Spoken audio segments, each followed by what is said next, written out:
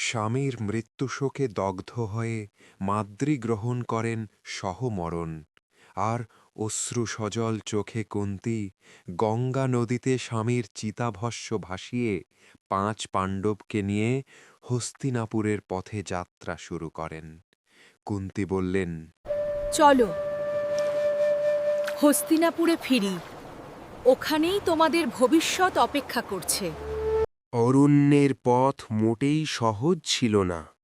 প্রতিটি দিন যেন নতুন এক পরীক্ষা নিয়ে হাজির হতো। কখনো ঘন কাটা ঝোপে ভরা সরু পথ, যেখানে পায়ে পায়ে রক্ত ঝরত, কিন্তু থামার উপায় ছিল না। কখনো বা হিংস্র বন্য জন্তুর আক্রমণ, কখনো খাঁড়া পাহাড়ি রাস্তা, পাথরের ওপর পা রেখে সাবধানে এগোতে হতো। এক পা ভুল পড়লেই নিচে গভীর খাদ। কখনো আবার বিস্তীর্ণ নদীর ধারে দীর্ঘ বিশ্রাম, যেখানে প্রবাহমান জলের শব্দের সঙ্গে মিশে থাকত ভবিষ্যতের অজানা আশঙ্কা। এই কঠিন যাত্রা ছিল না শুধু গন্তব্যে পৌঁছনোর পথ, এই যাত্রাই ছিল পাণ্ডবদের প্রথম জীবন শিক্ষা।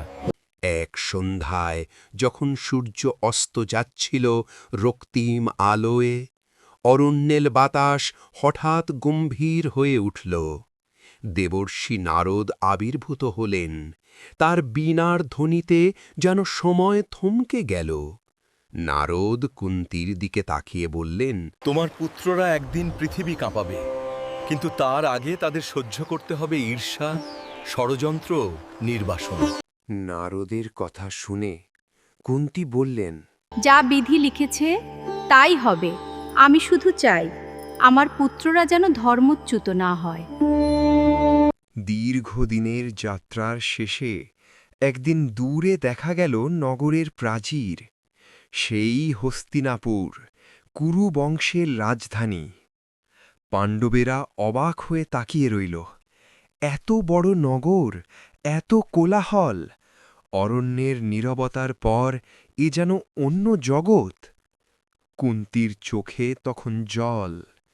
কুন্তী বললেন, এই নগরেই আমি একদিন রাজবধূ ছিলাম। এই নগরেই আমার জীবনের সুখ দুঃখ জড়িয়ে আছে।